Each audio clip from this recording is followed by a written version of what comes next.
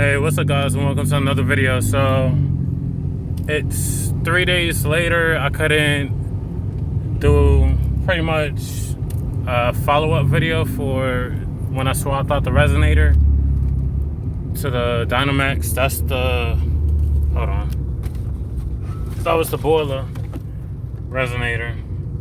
You see how much they had to cut out and how much longer the Dynomax was compared to the, well, Borla compared to the Dynomax. So we're gonna do a little follow-up video.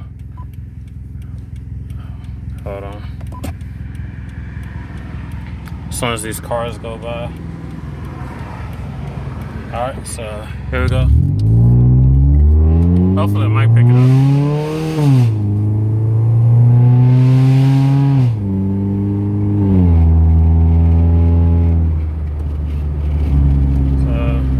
It's a little bit quieter in the cabin. It's a big difference, but on the outside it's still pretty much the same, but I can still hear the exhaust on the inside. So just want to do a follow-up. Can't really do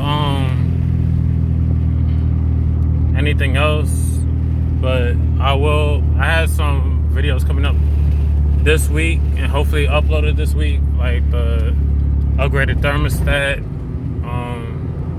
I got a bigger throttle body. I'm hoping to do it this week too.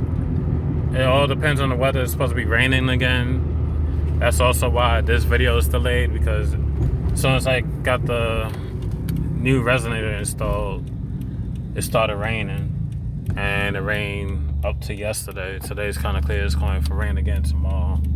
So